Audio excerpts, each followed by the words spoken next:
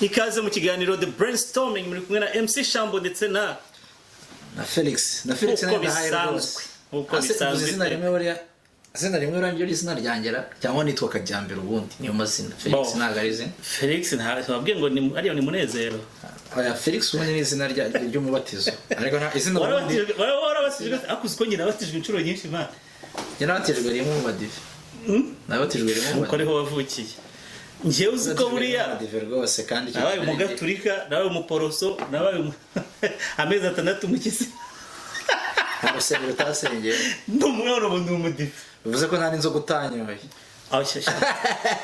ntabwo nzi ko ihari itarabaho n'izanyica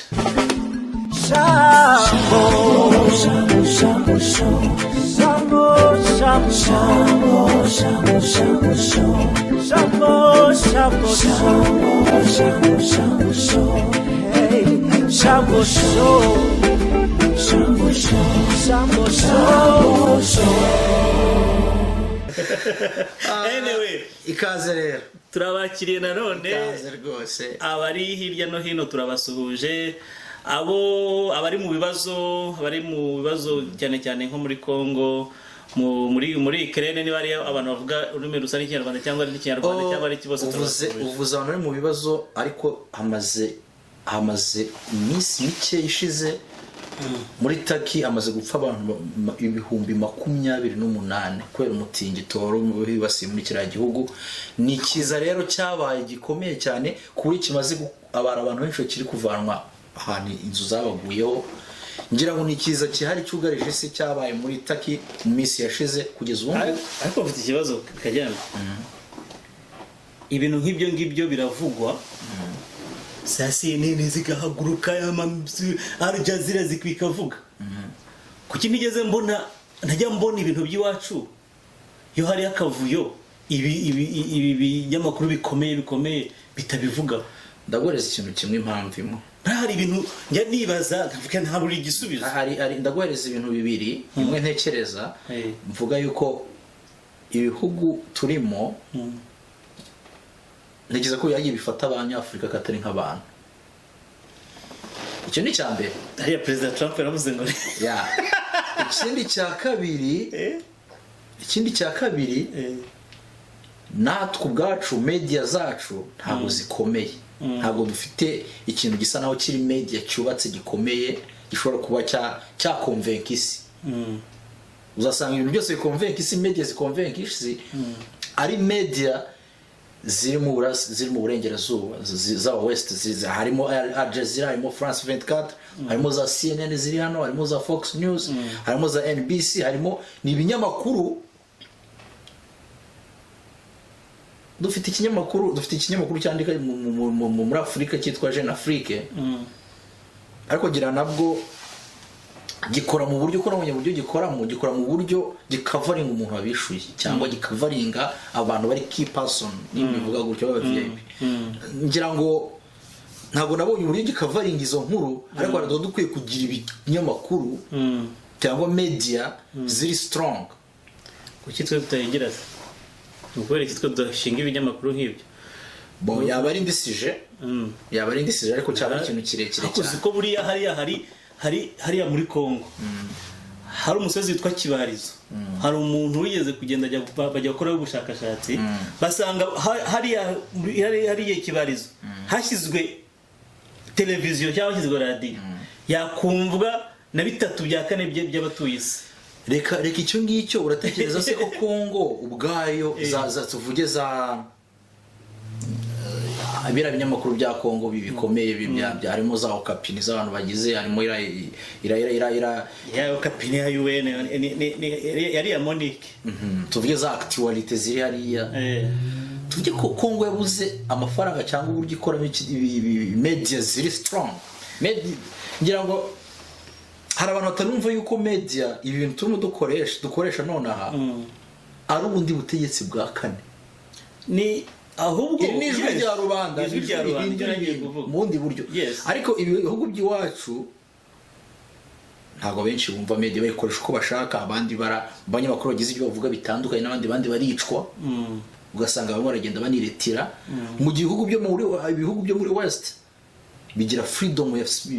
mu ntuza muri mutangazamakuru. No kuvuga ngo abantu bavuga igihari. Reka tugaruke kuri gahunda. Uyu munsi twabazaniye topic ibyo bya media, mwebwe mwese twese ibintu byadurumbanye iwacu ntago batipe bajya babivugaho, ariko Uburusiya bwateye Ukraine ewana na ekonomi rago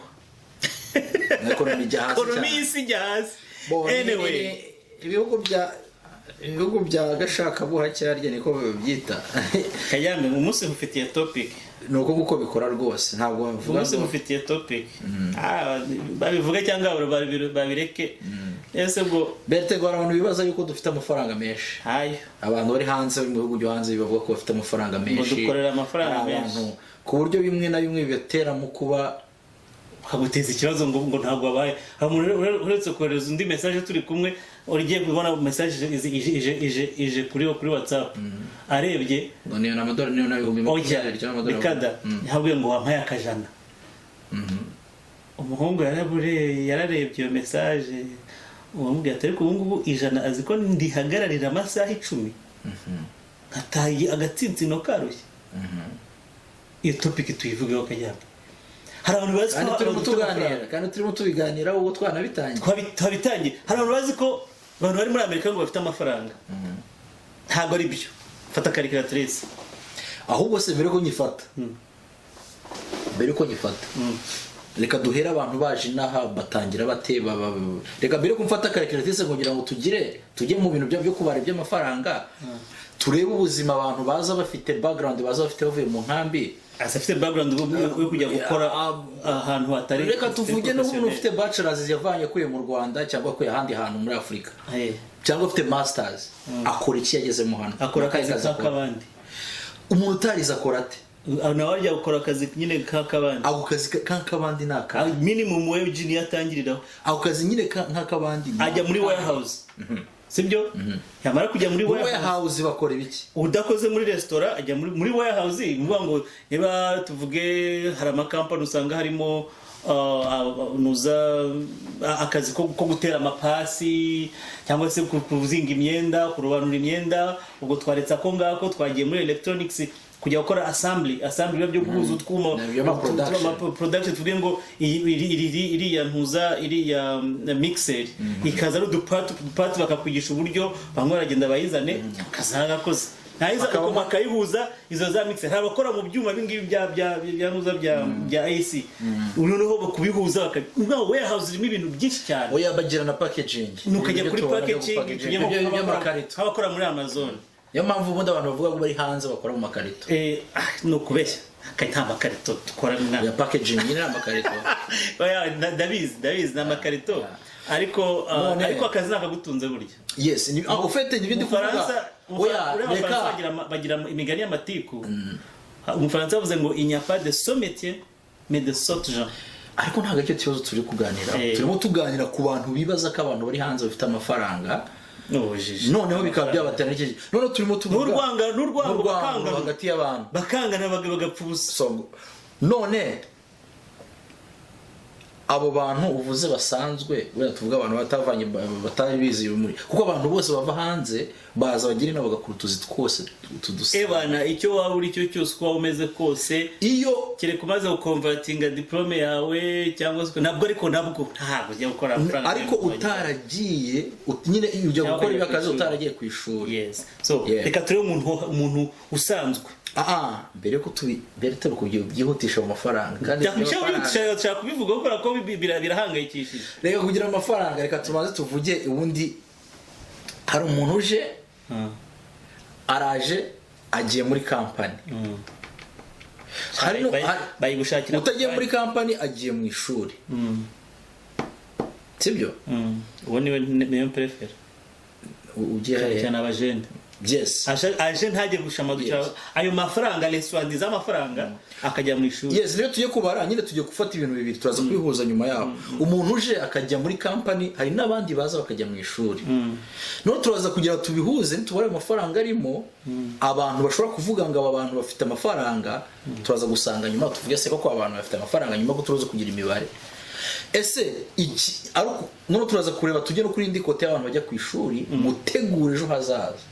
no kuvuga ngo uriye kugira ngo akorane n'umuntu n'umubyeyi wese cyangwa undi muntu waje utafite intoze ariko agategura no kuvuga ngo turuze no kubara tugasanga nyine wa mwana turuze kumukangura kwiga kugira ngo umubyeyi atazakomeza abe mu bukene buhoraho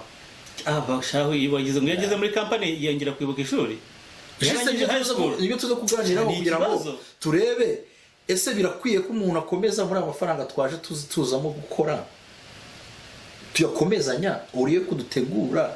none abantu tugategura tukagira ibyo tuvana umuryango nyuma reka dusimbuke n'uturengo abantu bakora bate rero iyo bagezemo bahembwa bate bahembwa ngahe ahembwe hari abahembwa batangira kuranga biterwa na minimum wage ubu ngubu iri kuri 13 abeshi amakampani menshi hano muri Texas ariko ntuza yayo usanga Texas kurari ni cyangwa 8 oya barahinduye ibyo ngibyo ubundi minimum wage yahanga mbere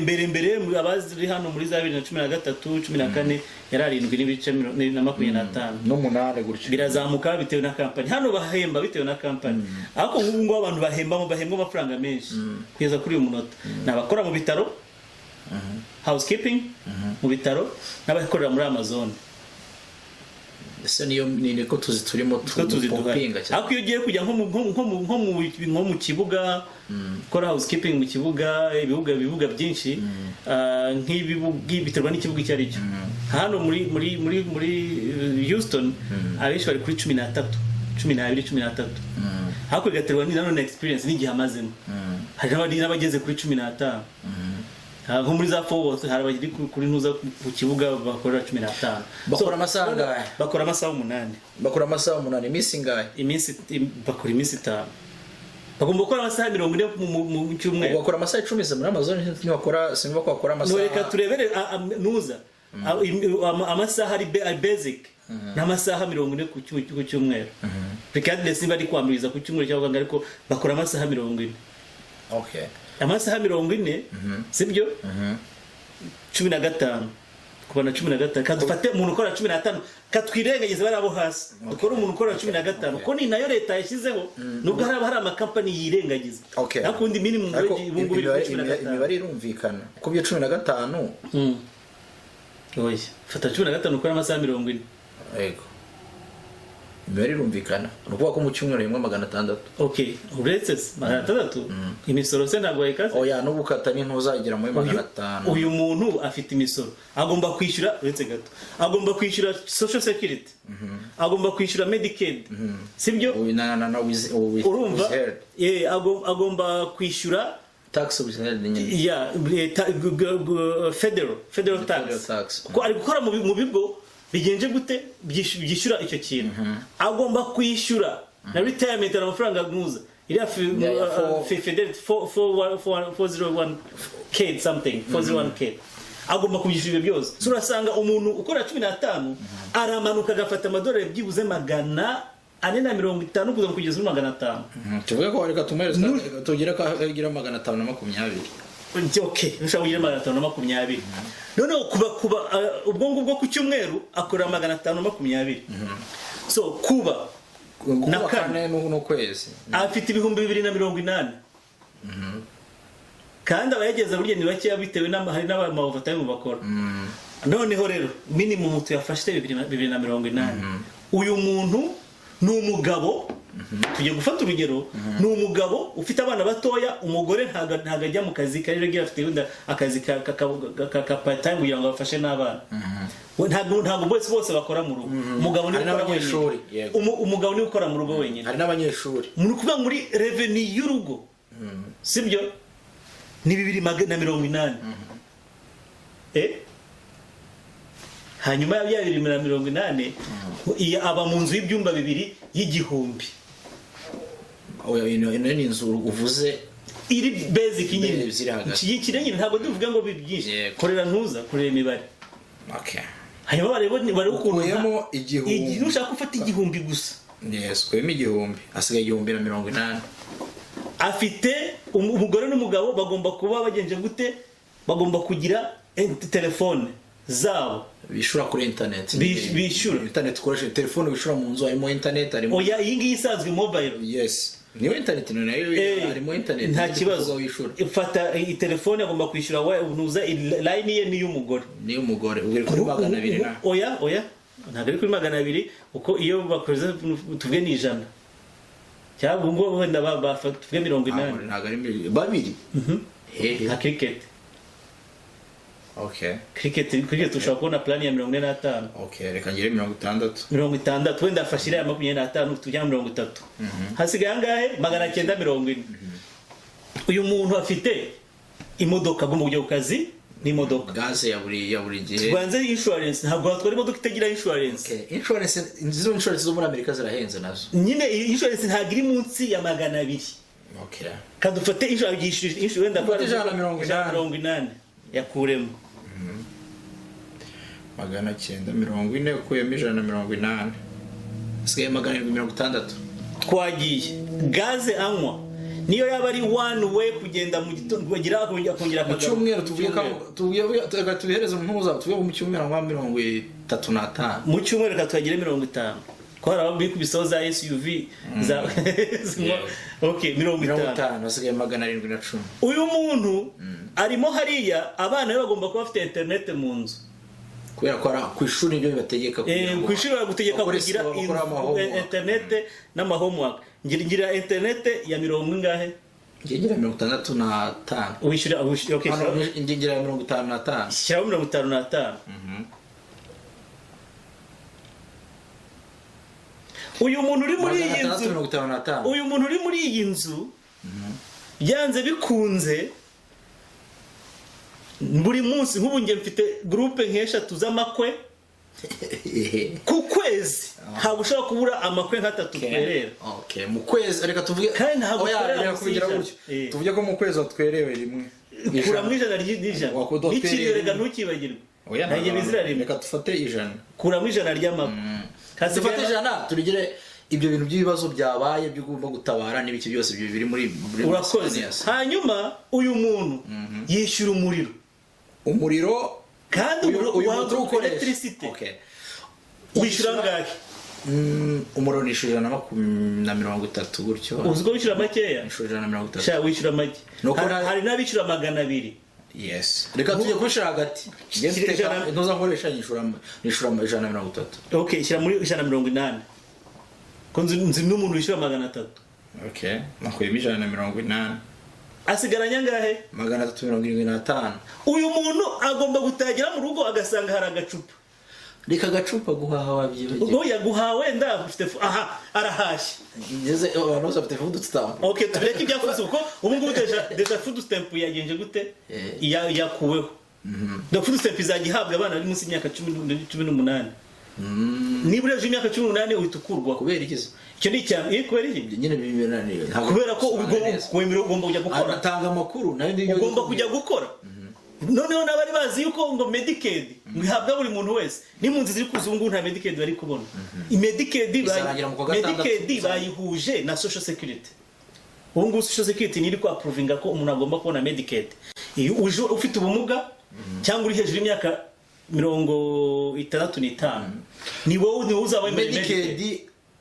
barayongere kurya zarangira kwa gatandatu. Ibyo tuzabigaruka makuru nayo ngomba kugira. Yes, ibyo tuzabigaruka abone hazigaye ngaye 300 na 50 na 50 na 55 ofet 55. Hanyuma uyu muntu arahaha agomba guhaha buri cyumweru bahaha stock z'ama cyumweru buri muntu akora ko sheki za buri cyumweru agomba guhaha muri mu kwezi muri bya 180 hasigayemo 350. ushizemo guhaha reka tuvuge nk'umuntu umwe mu rugo ntabwo ndivuge ibyo nkoresha ariko reka tuduheremo hagati mu cyumweru mu guhaha abantu ufite umuryango ari buze gustoka kuya zabizayiranyiza inuza azaba ari stock y'icyumweru cyose akazongera guhaha next inuzi indi weekend izakurikira. Reka dushire muri moyenne tuvuge ko ahahisha 150 cyangwa 200 ndi kuvuga make 150 mu cyumweru 200 mu cyumweru yakurema aho ngaho tuvuge mvuze make nabyo kuba binezo ubwo nyine wari ibishyimbo n'ibijumba nuza ibirayi n'ibishumba ibyo n'ibijumba gukwambere mvuze make. Yes, mbese mvuze nk'abantu babana nk'umugore n'umugabo ikarito y'igitoki nangaye 50. ntabwo tuvuga ko ubwiwe babigeze tukuyemo 200 yo guhaha bakoresha mu ntuzi mu cyumweru kimwe hasigaye 155. none umwana ntago azambara imyenda abana ufite 5 ntabwo abana ugomba kubagaburira ntabwo ugomba kubambika kandi muri abo bana bagomba kujyaguriye umwe kandi ufite 5 nubwo ngo dukorera muri mwe tujye tubyemera dusigaranye kugeza none ahangaha dusigaranye 155. nese nta gacupa uzanywa nese kwa runaka hano muri Amerika hahora ibirori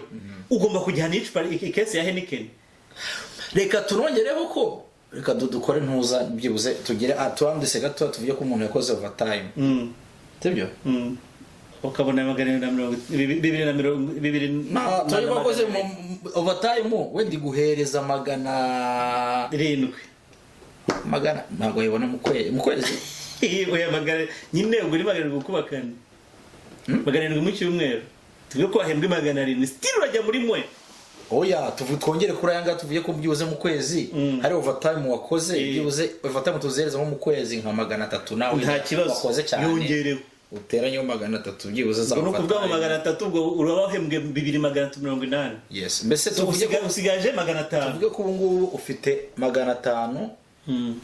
na 5 watanze kandi ugomba kujya kuyicyura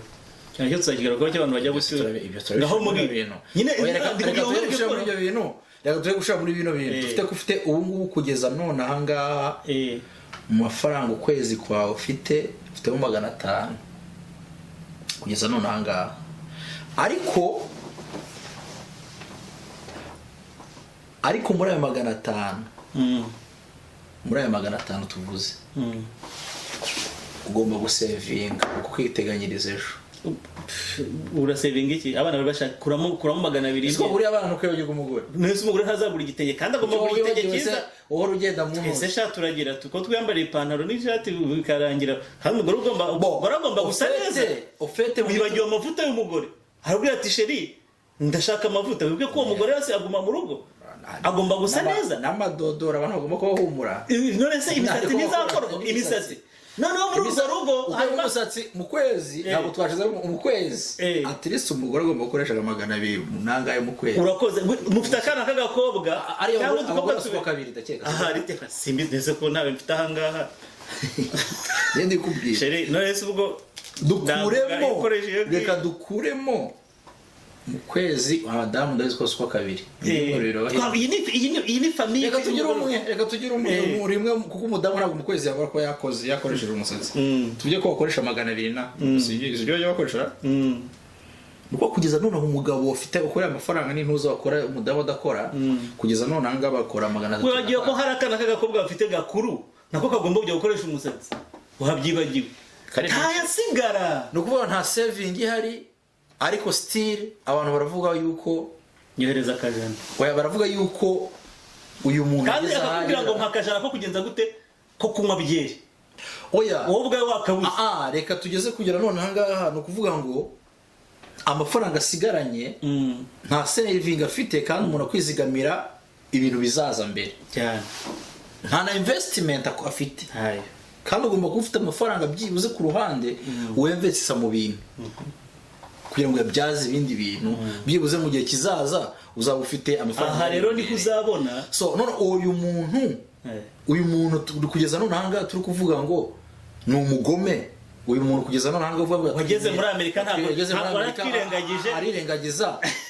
uyu muntu abaye hati yes nuvuga ngo hari abantu benshi bazi umuntu ko muri Amerika tubona amafaranga y'ubuntu uyu muntu koko tumufata tumushe mu urugero ko ari umugome no hari abantu bazi yuko ntabwo ushobora kubibumvisha hari abantu bazi yuko umuntu uri muri Amerika abona amafaranga y'ubuntu tuvuga abagasha garutse kuba bashagarutse kuba hari ikintu wibagiwe hari abantu bafite ababyeyi bariyo kandi ni itegeko ugomba kugira ugomba kuyishyura ni itegeko ufite umubyeyi umuhereza wenda 150 ni nk'itegeko aba ari nk'itegeko tugiye gutyo ni 155 ben ni muri mwe ufite murumuna wawe cyangwa ufite abandi bana bari ishuri wenda byo n'amezi 3 ariko uri muri mwe buracyari muri mwe aha rero ni kubona none uyu muntu tubonye ko ubuzima bwe nabwe bugoranye kugeza nanga kandi twebwe umve ibyo turi kubabwira twebwe turi kubabwira nk'abantu basobanutse badashobora kuguhisha mu bintu mu buryo bumeze ntayo mfite ndabivuga uyu muntu akwiza blame akona blame ukurikije iki ariko kubera ignorance y'abantu ukumva ko umuntu ari muri Amerika muri Canada amafaranga ari imena noneho yakumva gukora 2,000 ku kwezi wagahita bilinkinga nuko ukorana uhema amafaranga nk'aya ministry abaye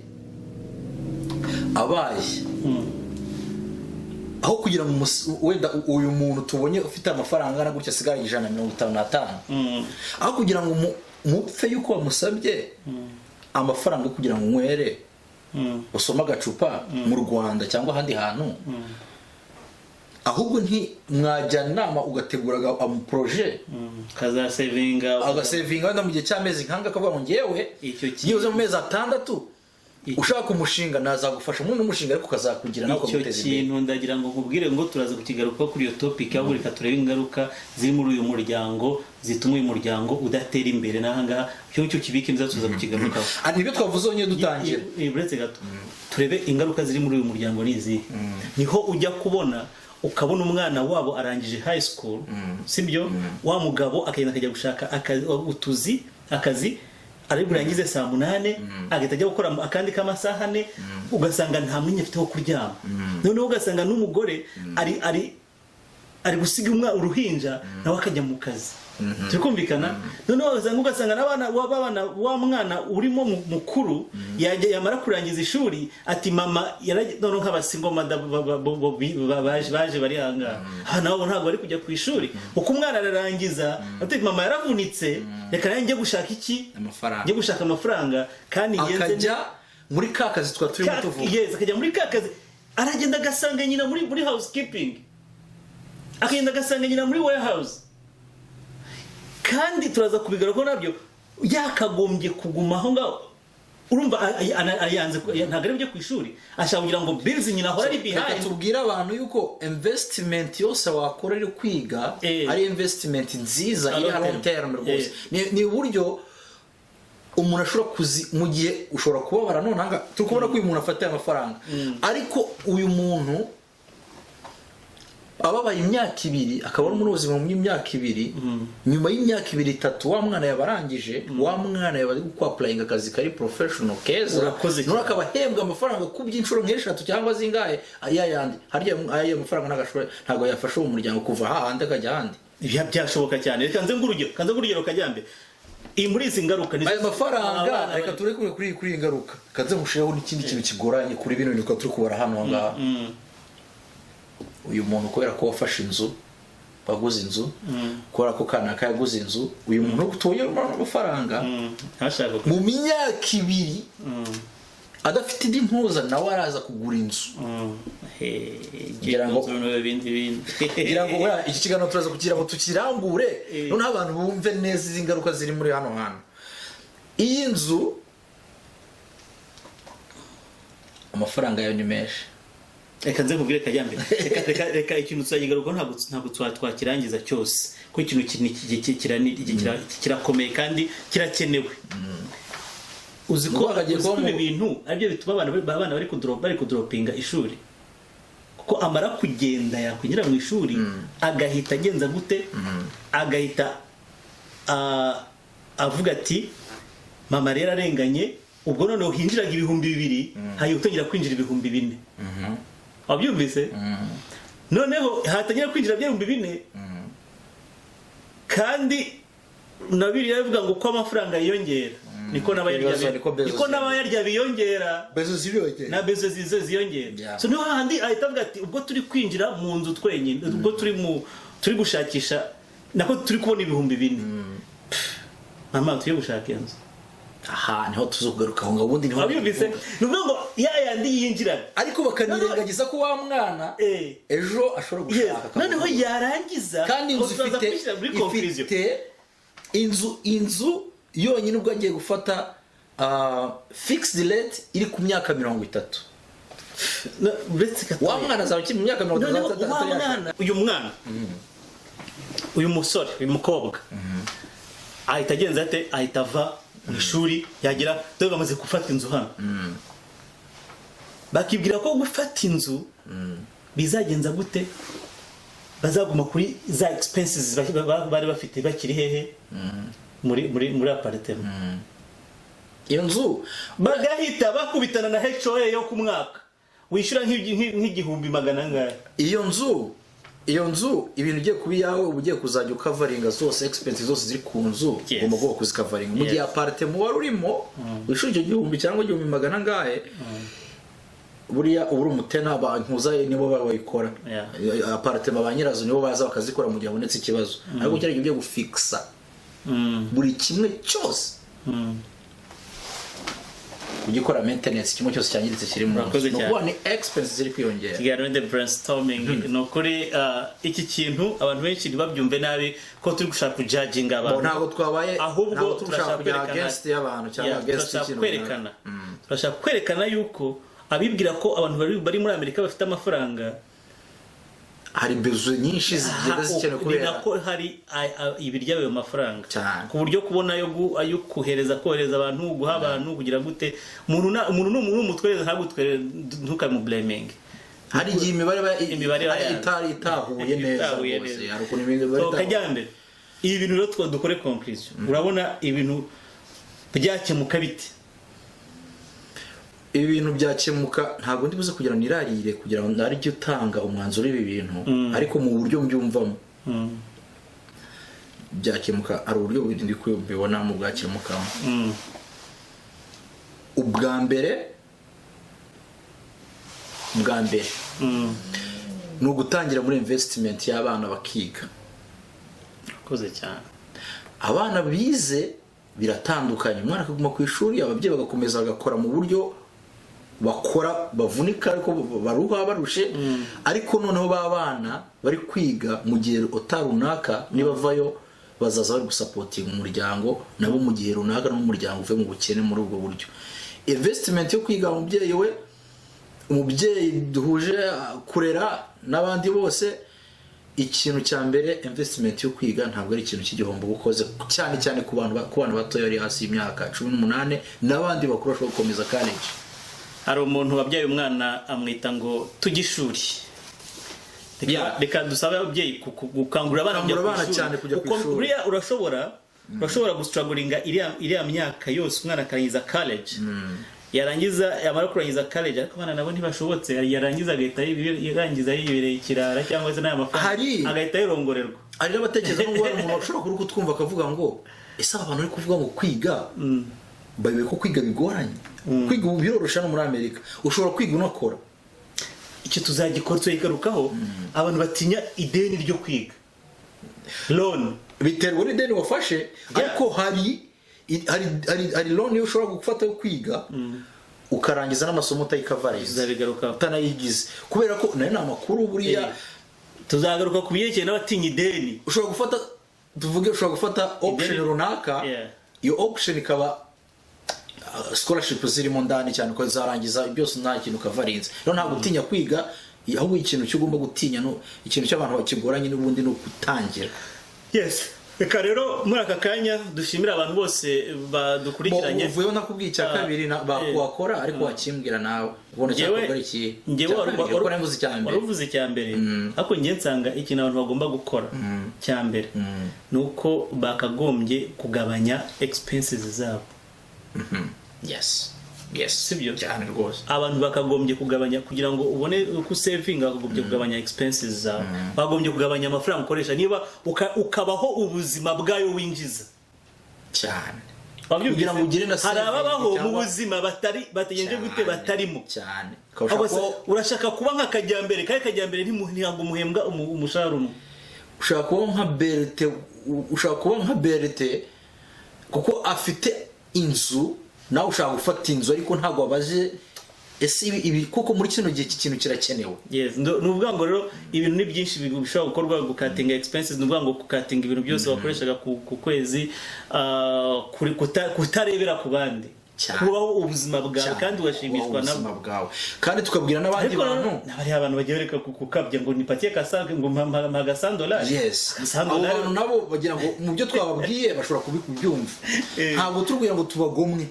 ahubwo ni ese uyu muntu akwiriye pressure cyangwa kwangwa baratwitse bari hazara batobarira, ariko ngira ngo dufite n'abantu tunavugiyemo hagati aho ngaho kugira ngo byibuze bumve ko aba bantu bafite ibyinshi bashobora gutegura. Ese umva gashaga hari yewe nibagiwe gutekereza ino Amerika turirukanka cyane, aka kantu ntabwo ndibigenda kavuze. Yes, ino Amerika turimo, wageze muri kino gihugu wavuye mu kindi gihugu mu gice runaka, iki irirukanka. Yes, ni nako umuntu ashaka iterambere, nako ushaka kugira ngo ubone amafaranga atuma uva hamwe ujya ahandi. Oya ntaga kantu ngenda kakavuze, iyo terambere nibyo ni byiza, ariko akantu ntibigende ntavuze. Hari umuntu uherutse kuza avuye nyine agiye resettlement, tangije ngo sinzi ngo yari warabwiye ngo bigeza no gusanga ngo amafaranga ari mu kabati, bashyize mu kabati, donc ku gitanda amacheke ku gitanda hari amafaranga, ni expectation en fait, urumva expectation z'uburuje. noneho arangije we icyo yaje umutima uri mu kabati, utubati twose nko mu gikoni akubita hirya tagira umuntu uza aceceka, tagira umutanga mu kesoka, ijisho ryari ku muntu wamuzanye, tagira ahantu ajya ngo akayakora. Arangije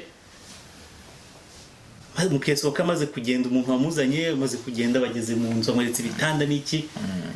abagiye mu tubati two mu gikoni twose arasatse. Muri amafaranga ari hehe? Uyu mukesoka yayatwaye, buri abantu bambwiye yuko ukigera mu nzu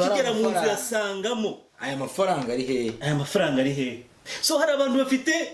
imyumvire, no ntago ari imyumvire, ni expectation umuntu avana. Expectation rero ndabyemera, ariko hari abantu bafite izo expectation yuko muri Amerika hari amafaranga usoroma ku giti, ku buryo hari umuntu w'umusaza cyangwa ahantu bageze ahangaha, ntabwo yari yakamenye gukoresha neza WhatsApp, ambwira ati mpamagarira uyu muntu yampamagaye, amuhamagaye none ngo ko wageze iyo, kandi umuntu yari amaze icyumweru kimwe ukanje sine ko wageze ukaba utangiye kwirata wampaye ku mafaranga, cyangwa hari ibinini wanyweye, hari ibinini bahereza yongeye, nta uwo musaza yaratarabona na yindi twari welcome money. Amafaranga bari Berete birumvikana, ariko ko iyi matarika tuzaharwana abantu ntabwo nabarenganye. Berete dufite n'abantu aha bakora amafaranga agahita basubira mu Rwanda bakajya kwishura ibitangazamakuru, bakabyishura amafaranga bakagaragara kuri kamera, bagatangira bakavuga uburyo bakora utuzi. Anyway abantu barenganye. Hari n'abantu b'iwacu hano gita guseza, hari n'abantu b'iwacu hano niba ari kugaragara imbere ya kamera bayikunda, niba ari kugira gute bakubita gutya, bagira umuntu uzagashaka Sabe, bagashaka nde, bagashaka bande bose bakajya kuganira nabo. ntacyo ndi gusa bamwishyura ngahe ni menshi, byaba muhe 100. Nese ni wa muntu turi kurenganya, nabona umuntu bimeze bitya, wageze muri Kigali agasengera muri kajya gutwika, nabo twanabarenganye muri. Ariko iyo no kwibuka ko dufite n'abantu bamugana ibirarira, kandi bamugana ngo gasore katirariye ni karongore nkumi. Ariko ubuzima bwa nyabwo muri Amerika, cyane cyane abimukira bavuye hanze baje muri Amerika, ubuzima bwa nyabwo tuvuze n'amafaranga tubaje ku muntu, wa muntu wagezemo hano mu buzima busanzwe agatangira akazi mu buzima busanzwe, ibyo ngibyo tubaze nibwo bintu biba bihari. Yes, noneho ubwira umuntu ngo ngiye mba mu nzu nishyura 1500 cyangwa 300. My friend avuga ati muri abakire, ugahita yumva ayo wasevinze ari nka, kandi nibwo buzima usanza ugomba kubikora ukabibamo. Ikiganiro cya The Brainstorming, reka tubashimire, ntabwo tuje gukritika cyangwa se kujanginga, ahubwo turi kureba realite y'ubuzima tubamo buri munsi ni yihe. Realite y'umuntu w'umwimukira waje muri Amerika abamo ukazi guhera atangiye akazi naje gusanga ari n'abanyamerika bose ya middle class bari abantu bose bari livinga paycheck to paycheck niko abantu niko tubayeho niko abantu bose babayeho so twari kugira ngo tubakebure tubabwire yuko dukwiriye kuba mu buzima buhwanye n'ikinjira mu mufuka kandi ikindi tukagaragariza abantu bose yuko igihe umuntu ntacyo aguhaye nuko ari bari ntacyo afite cyane rwose kandi twirinde peer pressure twirinde kuba uyu muntu afite ibingibi uyu muntu kuko afite ibingibi nanjye kanze mbigire reka tube mu buzima bwacu tureke kubaho mu buzima nk'ubw'abandi tuzatwageraho. Ikiganiro cyari The Brainstorming. Mwakoze cyane. Murabeho. Nakagaruka.